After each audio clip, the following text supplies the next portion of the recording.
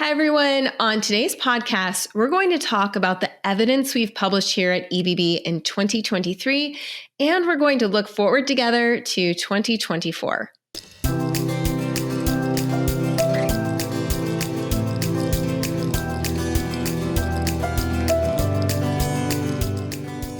Hi, everyone. My name is Dr. Rebecca Dekker, pronouns she, her, and I'll be your co-host for today's episode. Today, along with my co-host, Sara Ailshire, we are so excited to talk with you about all of the research we've covered this year on the Evidence-Based Birth podcast.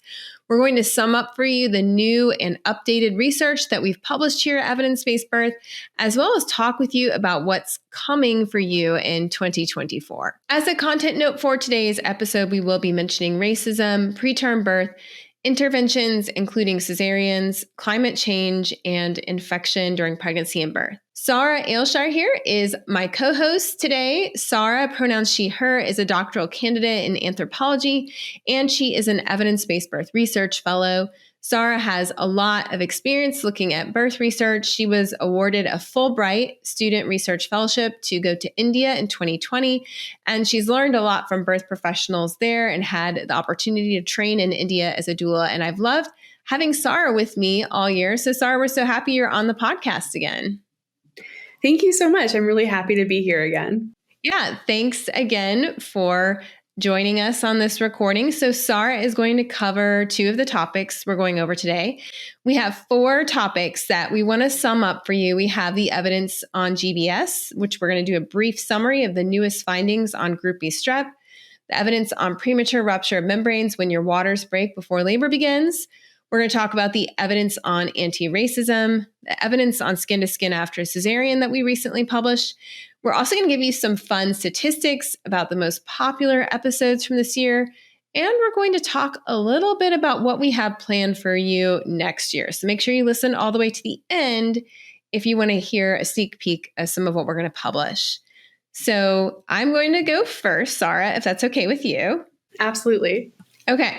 So let's talk about the updated evidence on Group B Strep in pregnancy. This is a topic we first covered at Evidence-Based Birth in June of 2014, and our most recent update was published in February of 2023. So we had several podcast episodes that came out about this topic.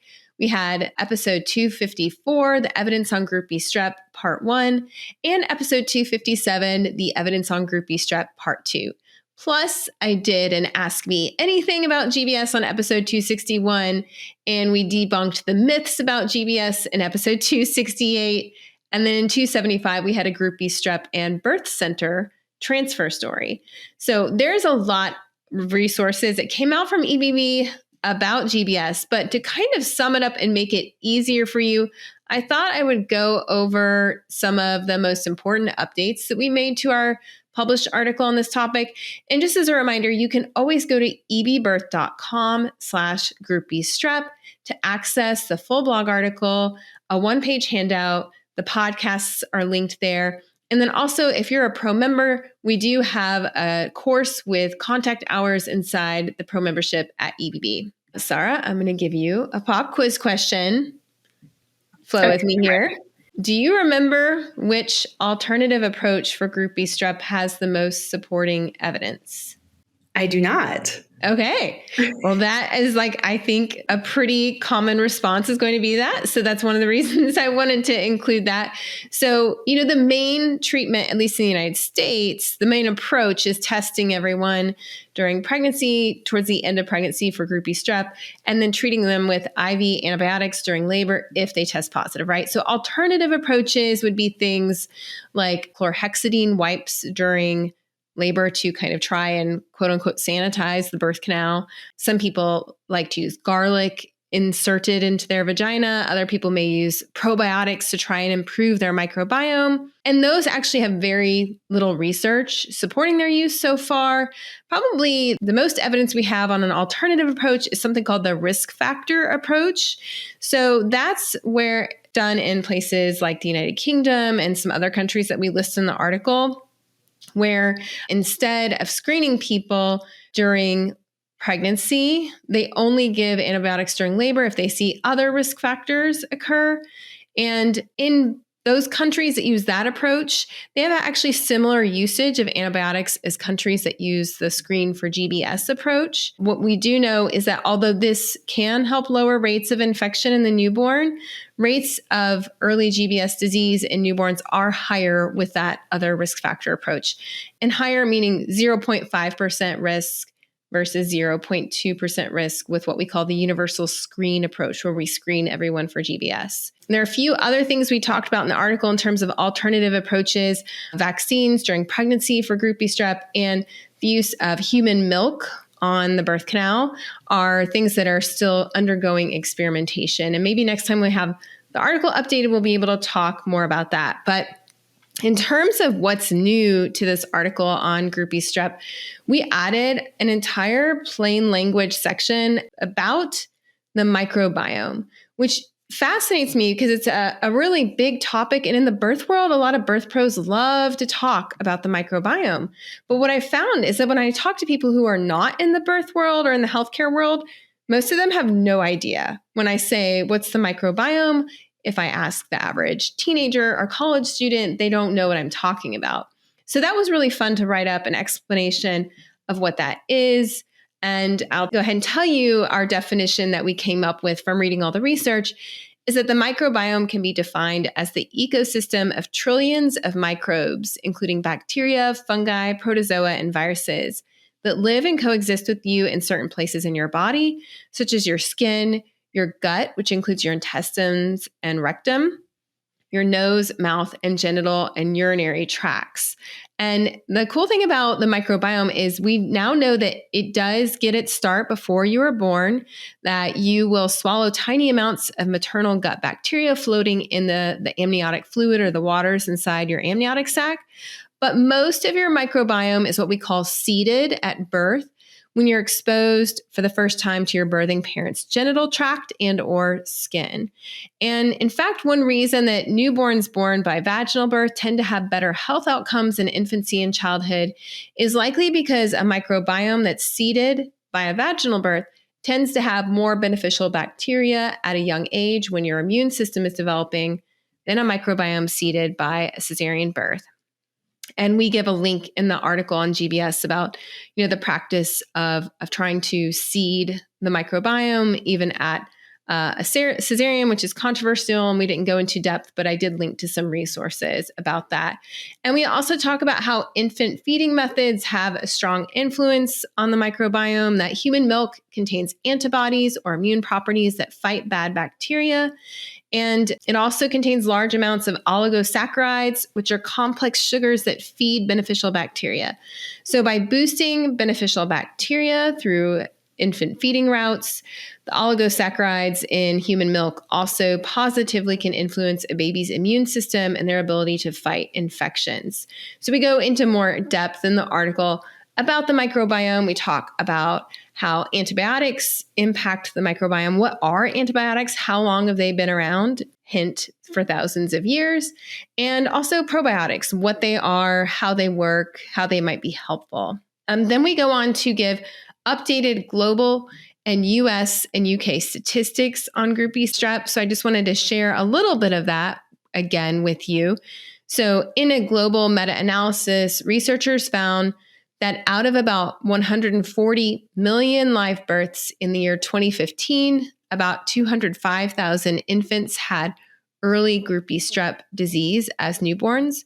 And when the researchers combined the numbers of stillbirths and early GBS disease and late onset GBS disease, all of these are related to Group B strep. Group B strep led to more than 127,000 infant deaths and stillbirths in the year of 2015 alone. They were also able to calculate that giving IV antibiotics during labor probably prevented 29,000 cases of early GBS disease and prevented 3,000 deaths, mainly in high-income countries that have access to Group B strep testing and treatment with antibiotics. The countries with the highest burden of GBS are found disparately in low-resource countries where there's no testing for GBS or it's not available, and in labor, antibiotics are not widely accessible. In the United States, which is considered a high-resource country by researchers, despite the fact that we have a high number of perinatal care deserts. About 7% of full-term infants who catch early GBS disease will die from their infection, and death rates are higher in preterm infants. Those are about 19%. Although newborns in high-resource countries are likely to survive even if they catch early GBS disease, their illnesses usually require long, expensive stays in the neonatal intensive care unit and may receive really heavy, massive interventions to treat their serious illness. So speaking of illness, one of the things we did in this article that we added that was new, and I think is one of the most important things about this article, is we include the signs of early GBS disease in newborns, because it's never going to be possible to completely eliminate early GBS disease. Even in countries where we screen everyone for Group B strep and try to treat it with antibiotics during labor, there are scenarios where you cannot get the antibiotics, or you decline the antibiotics, or maybe the test results were incorrect and they said you were negative for GBS, but you were actually positive. So every parent and birth worker should know about the signs of serious infant illness.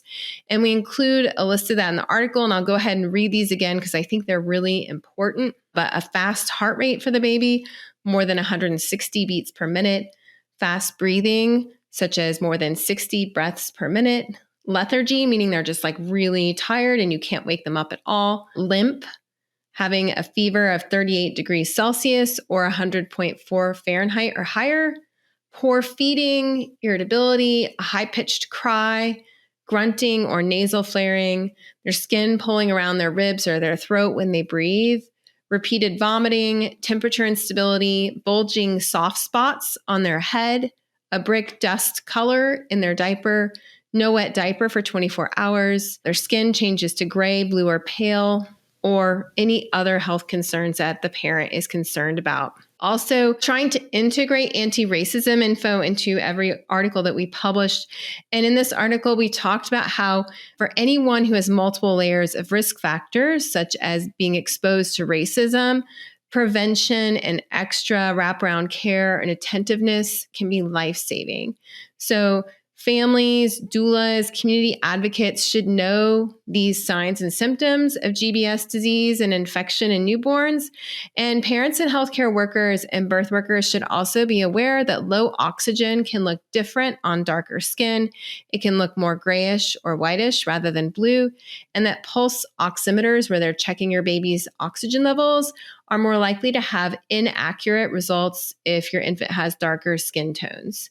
And we list to some amazing handouts from the Association of Ontario Midwives. They have some printable handouts about signs of early GBS disease and what to do if you think your infant is sick. We also link to the Association of Ontario Midwives practice guidelines, which they have really thorough practice guidelines for midwives. They even have a Group B Strep app that midwives can use, sample protocols, and handouts for parents on GBS. And another resource that I highly recommend is the Neonatal Early Onset Sepsis Calculator from Kaiser Permanente. This is a free online calculator where you put information about the birth, your Group B strep status, and the infant's health condition into an evidence-based calculator that was based on research data through large, high-quality research studies. And the calculator will suggest different courses of action based on each infant's individual scores. This is a free calculator. It's publicly accessible. We link to it from the GBS article, Evidence-Based Birth. And one benefit of this calculator is that it determines risk based on all kinds of infections that can happen to a newborn, not just Group B strep. And this can be really a critical resource for families to use, especially if they feel a provider is not listening or if a provider is not acting urgently enough to treat their child. A few more things I'll mention that we updated. We also talked about the evidence on self-swabbing for the GBS culture, and we summarized the most recent guidelines on GBS testing and treatment. So overall, this was like a really thorough update, and I encourage you to go check it out at evidencebasedbirth.com/Group B strep. All right, Sara, it's your turn. All right, so in this next section, I'm going to discuss our updates for a signature article all about the evidence on premature rupture of membranes. This is when your water breaks before labor begins. And the acronym for this that we tend to use is PROM, just because it's a little easier than just saying premature rupture of membranes over and over again. So as I'm talking, I want you to take a moment and consider, if you're a birth professional, how many of your clients experienced PROM in 2023? And if you're a birthing parent or birthing family, do you know somebody who has experienced this? So the original signature article for the evidence on a premature rupture of membranes was first published by EBB in 2014. In July of 2023, we updated the signature article and the one-page handout. We added a course for pro members to access to learn more about PROM to help support their clients. We released a couple new podcast episodes. And in addition to everything that we did about PROM, we added a new section to the signature article itself to discuss the preterm premature rupture of membranes. And we'll talk a little bit more about that in just a moment.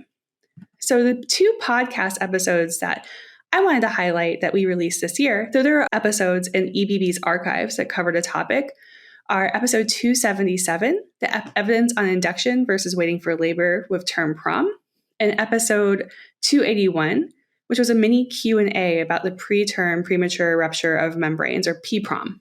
So what is PROM? PROM, the premature rupture of membranes, occurs when your water breaks before labor begins. And there's two types of PROM, and I've already discussed them both a little bit, but here I'll go into a little bit more detail. Term PROM is when your water breaks before labor at 37 weeks or more of pregnancy. So basically you're at term, you could give birth anytime. So it's not unexpected that you would go into labor, but the order of operations is kind of reversed itself. Whereas premature PROM, or PROM, occurs when your water breaks before 37 weeks of pregnancy. PROM is pretty common. Term PROM happens to a lot of people. It occurs in roughly 8 to 10% of pregnancies, or roughly 1 in 10 pregnant people.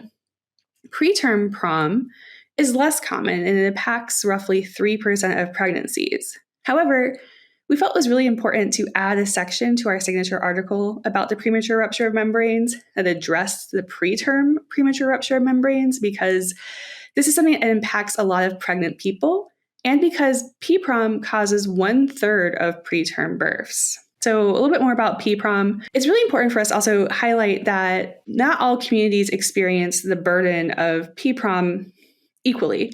Black birthing people in particular in the United States are disproportionately impacted by preterm birth and PROM, due in part to medical racism, which underscores the need for anti-racist maternity care, including access to Black doulas and Black bled midwifery care. PROM and PROM are both cases where your membranes rupture before labor begins, but how they're treated differs substantially based on the nature of when this is happening.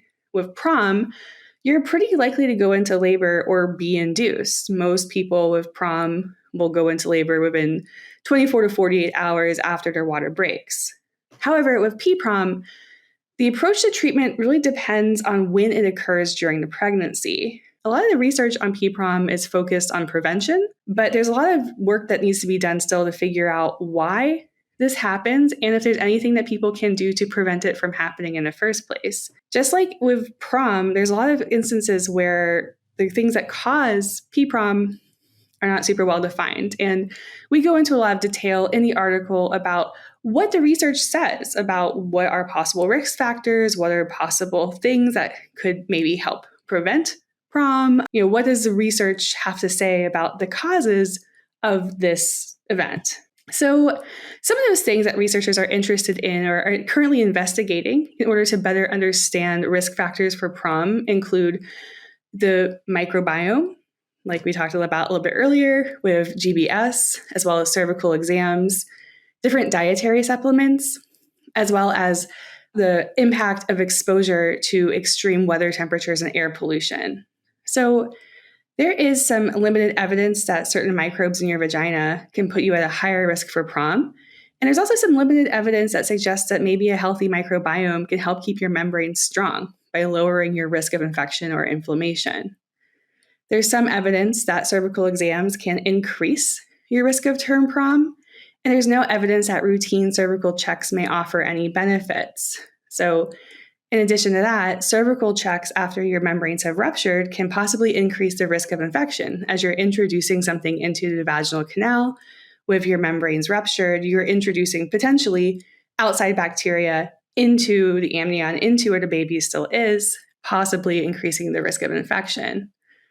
Diet can have a pretty variable effect on your risk for having your membranes rupture before labor. There's some early evidence that suggests that certain fatty acid supplements might help lower the risk, whereas taking other supplements either has no effect or, in cases where people took very, very high doses of supplements, possibly increase the risk of PROM. There's also some evidence that we'll go into a little bit more detail here in a moment on that found that being exposed to very hot or very cold weather and air pollution could increase the risk of both term PROM and PROM. So I wanted to take a moment here just to talk a little bit about the microbiome and PROM, just because that was something that was so important to Group B Strep, and just because there's a lot of research that demonstrates that the microbiome could have a really important role to play in a lot of elements of birth. So as we said before, your microbiome is this ecosystem of microbes that live in and around your body, and the vaginal microbiome, which is what I'll be talking about here, is an ecosystem of microbes that lives in your vaginal and urinary tract. And this fluctuates throughout your lifespan. So some of the recent research on this and how it relates to the premature rupture of membranes was interested in the balance of bacteria, whether the presence of good bacteria in the genus Lactobacillus, so you might have heard of that as like a healthy bacteria, whether the presence of this type of bacteria could play a protective role in pregnancy by preventing infections from harmful strains of bacteria. Basically, this bacteria helps keep a balance that is beneficial, whereas the presence or overpopulation of other bacteria could create the conditions that cause infection or disease. Climate change and PROM was the one thing that really surprised me as I was helping update this article. There were 3 studies, one from 2018, one from 2021, and one from 2023, of pretty large groups of people from within the United States as well as in Taiwan that was investigating the impact of climate change and air pollution on PROM and PROM. So a 2018 study of over 15,000 people in the US found that a 1 degree Celsius increase in average temperature during the warm season, so our summer, was associated with a 5% increase in PROM and a 4% increase in PROM.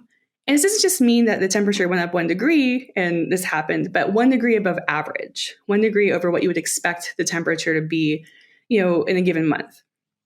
A 2021 study from Taiwan found that people who were living within 3 kilometers of a petrochemical plant had an increased risk of PROM and PROM. And a 2023 study from California tracked the weather around delivery dates for roughly 16,000 people who had PROM and PROM, and they found that the risk of PROM increased by 9 to 14% among those who were exposed to heat waves during their last week of pregnancy. So that was something that really stuck with me this year as a researcher, that we know that climate change impacts all sorts of different things, all elements of our life, and it can also impact people's pregnancies and births by potentially increasing the risk for PROM and PROM. Some of the other new research that we covered this year in this article was the new evidence on vaginal birth after cesarean, or VBAC, and the premature rupture of membranes. A lot of people who have the premature rupture of membranes are typically induced after this occurs, just to kind of help spur them along, protect them from the potential risk of infection. But if you're interested in pursuing a vaginal birth after cesarean and you have term PROM, you might be curious, is this even going to be an option for me, or has PROM taken this off the table? There are 2 new studies that came out, one in 2020 and one in 2022, that found that people with PROM were overall safe to try for a vaginal birth after cesarean. They did not find evidence of a higher risk of infection among people who are pursuing a VBAC after PROM. And while these smaller studies, hopefully the next time we update this article, we'll have a little bit more information and more research that we can include about the safety of vaginal birth after cesarean for people with PROM. So that's just a little highlight of what we were able to include in this new update. There's a ton of new resources. There's a ton of new research about Foley bulbs, about all sorts of different elements of birth with PROM and with PROM. And it was really exciting just to see what was out there and what innovations researchers are finding on this topic. Awesome. And thank you so much, Sara, for your hard work on that update and for adding the whole new section on preterm PROM, which, as you said, is really important. As a reminder, you can just go to ebbirth.com/PROM and you can find the full signature article, the one-page handout, and the podcast episode that focuses on both of those topics, PROM and PPROM. And our Pro members have that updated course on Group B Strep and PROM inside their Pro membership. So up next, what I want to talk with you about is a signature article that we finished publishing in 2023. And I want to acknowledge the lead author on this paper was Ihotu Ali, who was a research editor here at EBB and is currently elsewhere focusing on her studies. But we are so grateful to Ihotu for all her amazing work on the signature article, The Evidence on Anti-Racism in Healthcare and Birthworks. This is a brand new article with 3 big parts. It has an intro, a part 1, part 2, part 3, and a conclusion. And the resources include the full signature article is available on the blog at ebbirth.com/antiracism. There is a free Google Drive folder with handouts, which I'll describe in a minute, a podcast series, and we also did a series of trainings live with our Pro members, and they can still access the archives of those trainings. So the 2 most important podcast episodes that go along with this signature article were episode 199, where Ihotu was on the beginning of the journey of writing this article and talking about kind of the effects of racism. And then in episode 265, Ihotu came on the podcast to talk about how we shifted to focus on solutions to anti-racism. Ihotu kept saying, I'm tired of talking about the problem. Let's talk about solutions. So part 1 of this article is called Solidarity and Soul Family. And Ihotu started this part of the article off by talking about how the idea of giving everything only to your spouse and your biological or adopted children is not a universal practice, and that Indigenous communities around the world often use terms like all our relatives or our mother. And across many generations and cultures, the idea of family has been large and inclusive and included entire communities or neighborhoods of cousins, grandparents, aunts, uncles, nieces, nephews, nibblings, neighbors, and longtime friends. And historically, resources, time, and security and protection have been shared across the entire extended family or community. And Ihotu wrote about how, we may not be biological family, but over the years, you can develop a relationship with someone that is like soul family. And you can think of yourself, who are people in your life who are part of your soul's purpose, preparing and raising you and elevating you to achieve your purpose, dreams, or calling in life, and that this is a mutual support of each other. And so we asked the question, how can we expand our resiliency? Many of you listening to this, you're already advocates and change makers in your own way. And we know that advocacy is unpaid work that can be labor intensive, emotional, and draining. We see a lot of burnout among activists, and many white allies ended up turning away from anti-racism practices during the trials of the pandemic. And you see these competing priorities like climate change, economic crises, warfare, genocide, gun violence, the overturning of Roe v. Wade. And what Ihotu wrote in this paper I love is that the most effective and resilient advocates understand that the work of collective liberation is intersectional. All social justice issues are intertwined, and as the issues seem to pile up year after year after year, it becomes even more important to work at the root causes rather than chasing the symptoms of disease. And so part 1 gives action ideas. How do we expand our effectiveness? And we use the framework of Dr. Barbara Love, where she has a 4-step framework called awareness, analysis, action, and accountability.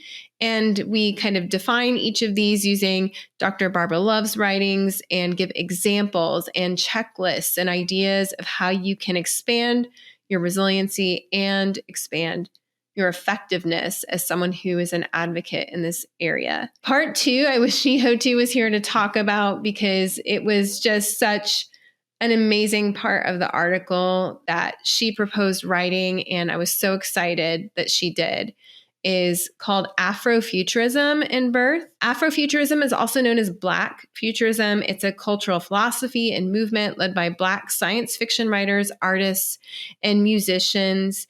And it's both a spin on science fiction, putting Black characters at the center of the story, and a philosophy embraced by those who dream of a Black utopia that is both futuristic and ancestral. Natasha Womack, author of the book Afrofuturism, The World of Black Sci-Fi and Fantasy Culture, explained this at a 2017 lecture in Amsterdam. She wrote, quote, Afrofuturism is a way of looking at the future and alternate realities through a Black cultural lens. It is an artistic aesthetic, but it is also a method of self-liberation or self-healing. It can be a part of critical race theory, and it can be an epistemology as well. It intersects the imagination, technology, Black culture, liberation, and mysticism. As a mode of self-healing and liberation, it's the use of imagination to help people transform their circumstances, because imagining oneself in the future creates agency, end quote. And Ihotu also summed it up with one of my favorite lines of hers: what would birth and parenting look like in Wakanda? And if you're not familiar, Wakanda is the mythical African country featured in the movie Black Panther. So in the article, Ihotu wrote, we invite you to join us in a visionary space where Black birth is not known by its mortality statistics, disparities, or fear or conflict in the birth room. In this vision, we center Black and Brown safety, dignity, informed choices, abundance, family support, healthy children, and joy.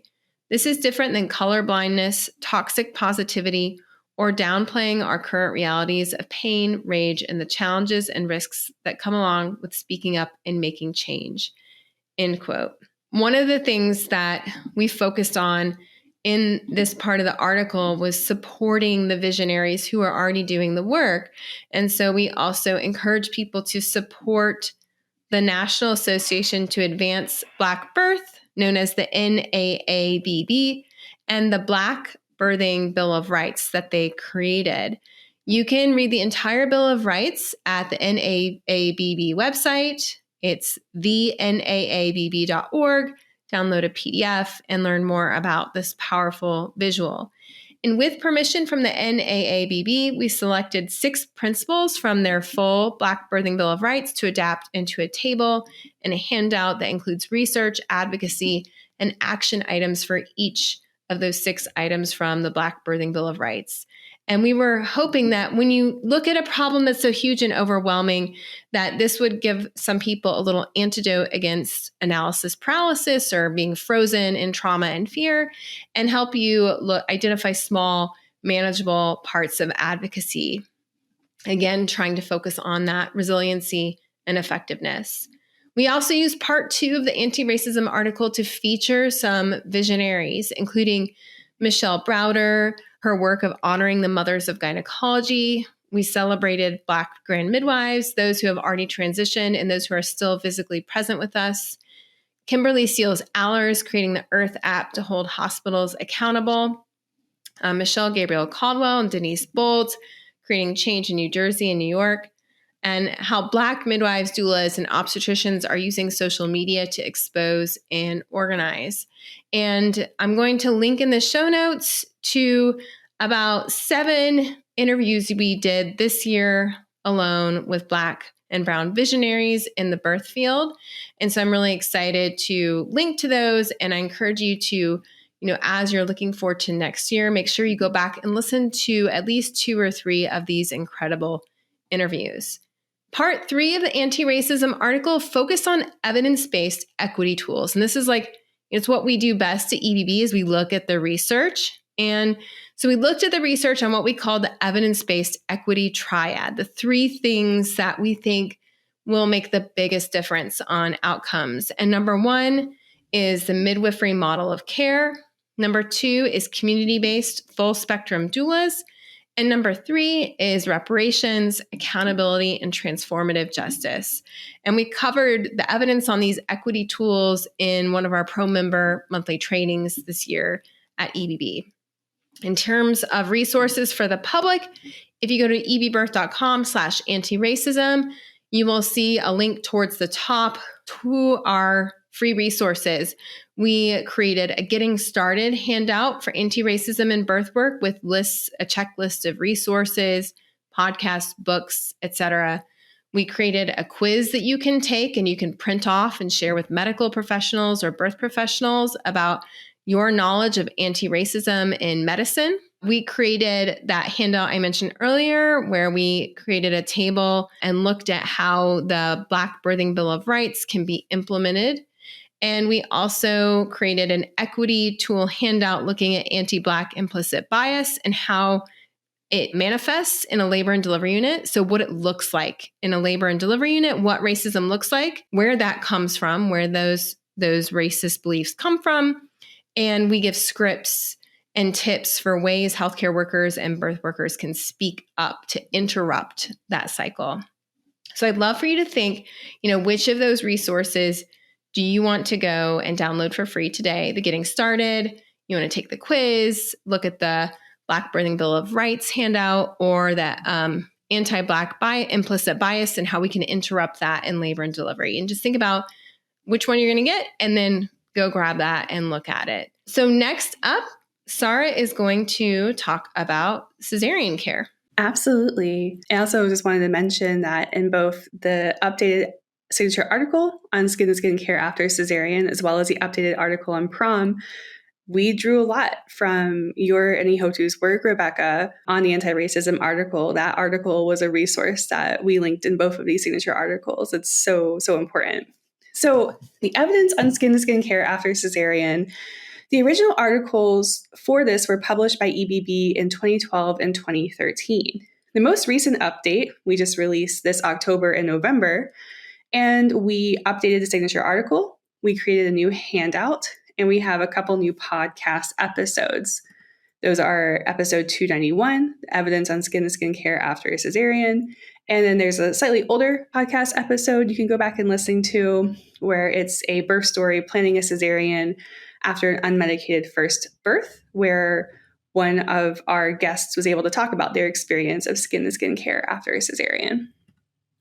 So what is skin to skin care after a cesarean? Skin to skin care, also called kangaroo care, is a natural process that involves placing a naked newborn on their parent's bare chest shortly after birth. And typically you'll see that they are covered by a blanket to help keep them warm and dry, but they're not dressed, they're not wrapped in a blanket. They're having a lot of skin-to-skin physical contact with their birthing parent. Kangaroo care is something that was first developed in Colombia in the late 1970s as a low-cost, low-tech intervention to support low birth weight premature babies. In the hospital where this was first developed, there was a shortage of incubators and necessary machines to help support these babies. And the doctors thought, why don't we just try and, mimic what we see animals do, kangaroos, marsupials that keep their young in their pouch close to them to help them develop. They placed these babies on their parents' chest, and they found that they had a lot of success, that these infants stabilized and were able to grow. This got a lot of attention from doctors around the world, and it was so successful that the World Health Organization began promoting it as part of their strategy to lower neonatal mortality, I think in the late 1980s, and that really hasn't stopped. The research on skin-to-skin care after cesarean shows that a lot of the times babies are separated from their birthing parent after cesarean, and they're not able to get that care. But why are they being separated? Well, it's often because the hospitals need to provide routine care, not typically because there's any specific reason, there's any intervention or crisis that would necessitate separating the baby from their birth parent. So what does the research on the benefits of skin-to-skin care after cesarean say? Well, one thing is that it might help reduce the numbers of transfers of babies to the neonatal intensive care unit after birth if they're given time to spend skin to skin with their parent, even after they've been born via cesarean. There's been some research that shows that skin-to-skin care after cesarean might even be beneficial to very preterm infants, babies who are born between 28 and 31 weeks of gestation, because it can help them avoid hypothermia and increase the likelihood that they would be discharged sooner when they compared those babies who received skin-to-skin care with another control group who had the standard treatment, were taken and placed in an incubator and immediately began receiving interventions due to their preterm birth.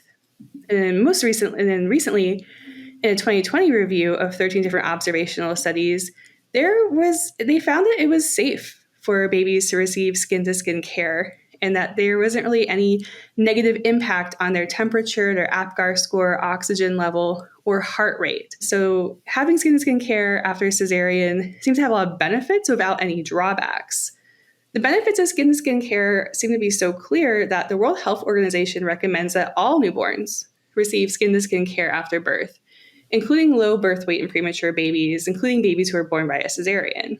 They recommend that skin-to-skin care begins immediately after birth and continues uninterrupted for at least an hour or until the first breast or chest feeding session with birthing parents who are breast or chest feeding. So in this article, we also talked a little bit about the question of access to skin-to-skin care after cesarean. The research demonstrates it's pretty beneficial, but what does this look like in reality? Research on cesarean rates shows that overall, it seems to be rising globally. And we also found that the longstanding practice of separating babies from their parents after cesarean is still quite common and isn't really changing.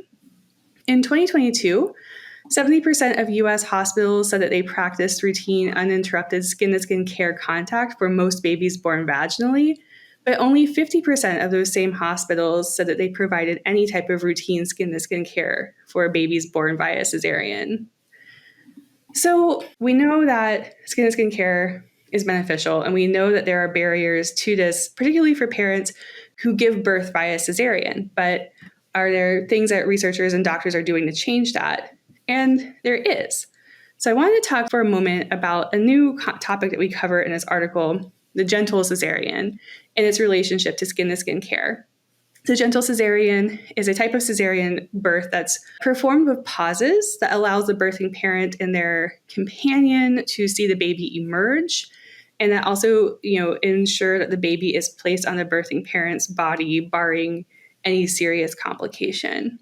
So to facilitate gentle cesareans, researchers and facilities who are trying to include this practice in order to support bonding, to support breastfeeding with their parents who birth by cesarean, they found that they might need to adjust the temperature in the OR, adjust how they place the leads or the little wires that help monitor you while you're going through this cesarean surgery, and also maybe change their practices to ensure that the birthing person is able to move their arms. So it was really interesting to see the new research just emphasizing that skin-to-skin care is really important for all modes of birth, whether vaginally or by cesarean, and also really interesting to see what practitioners, hospitals, and nurses are doing in order to facilitate this and to support families in early bonding with their baby.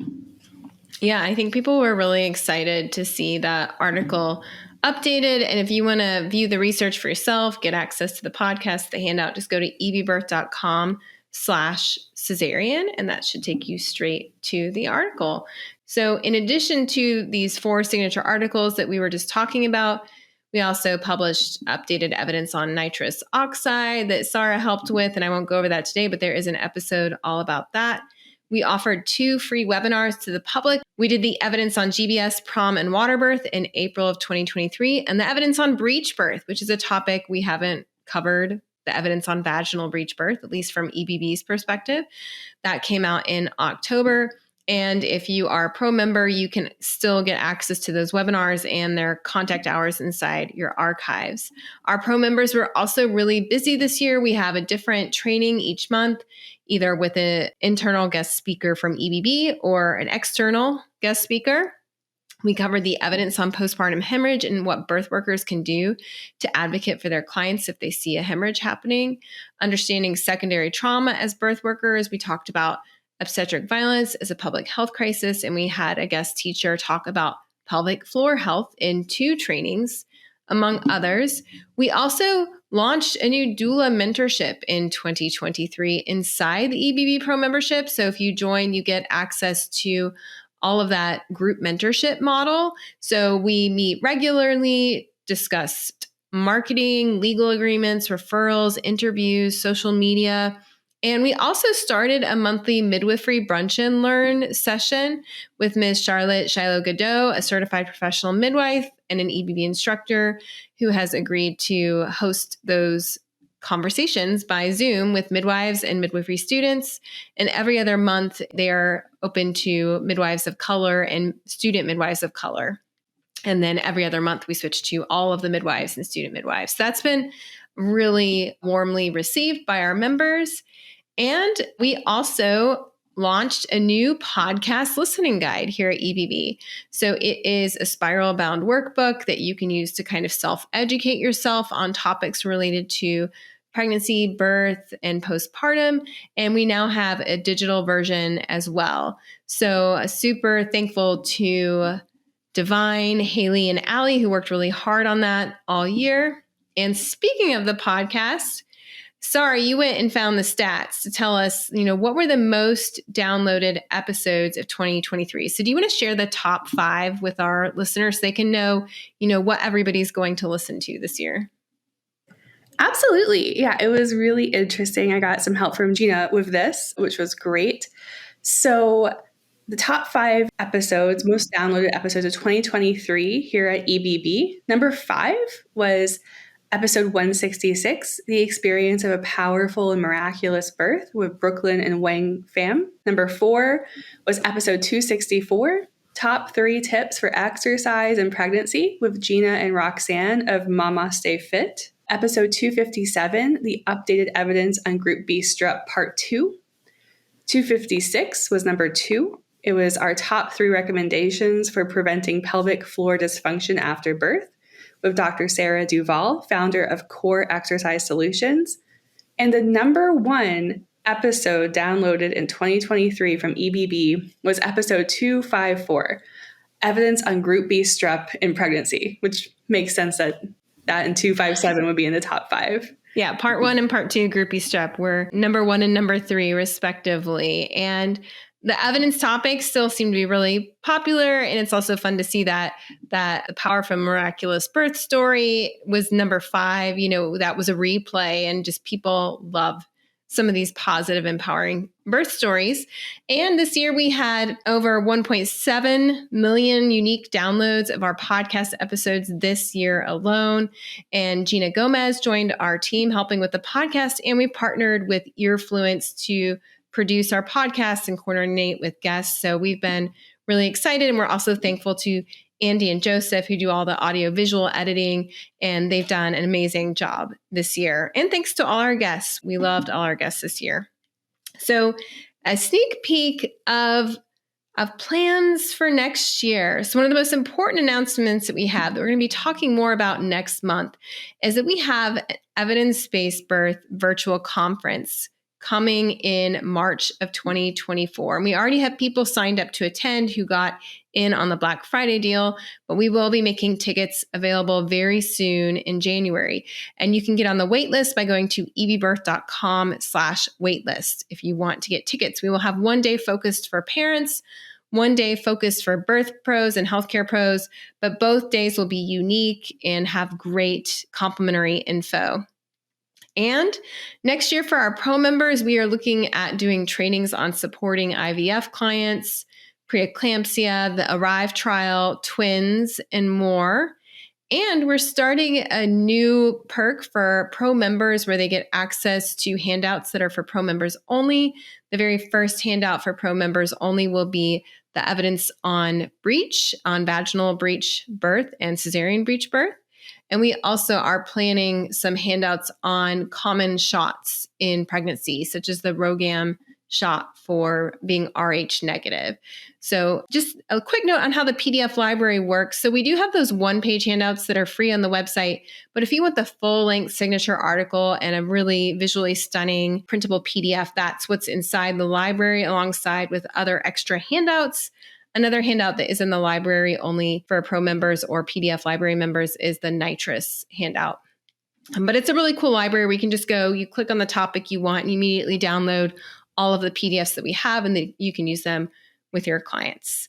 In terms of research that's going to be published at EBB in 2024, I'm excited to announce that the updated evidence on water birth is coming out on a very special day very soon. So keep your eyes peeled for that. Sara is working on the updated evidence on doulas, which is one of our flagship articles that people depended on us for many years to host that article.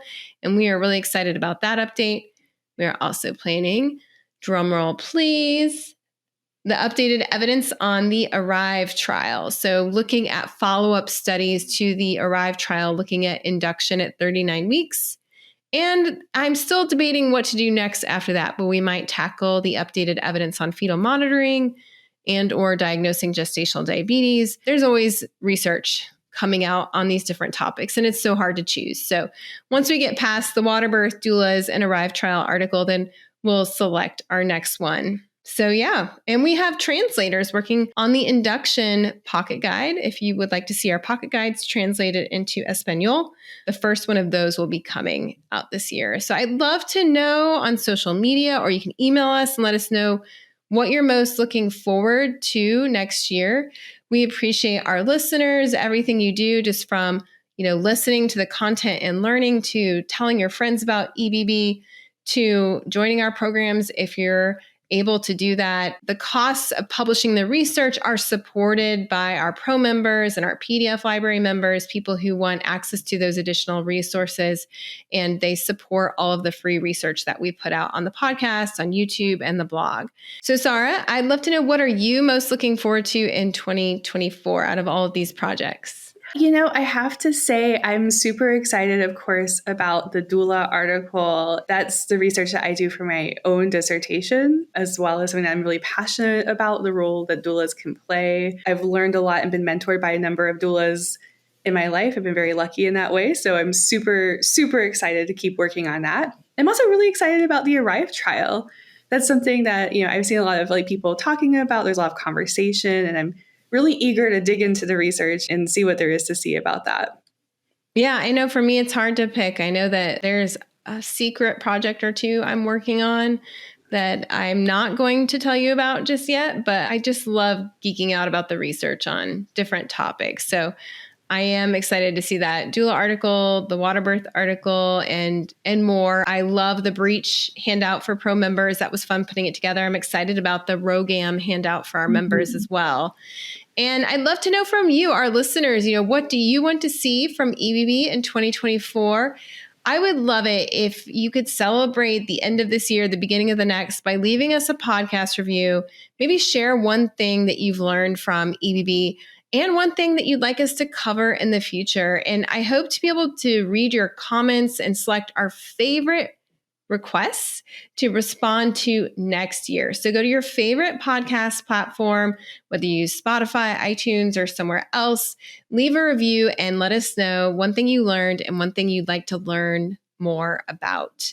And I look forward to personally answering some of your questions. So thank you, Sara, for coming on the podcast today with me. Thank you so much for having me. It was really fun. I hope everybody is having a peaceful and restful holiday season, and we will see you all next year. Bye, everyone.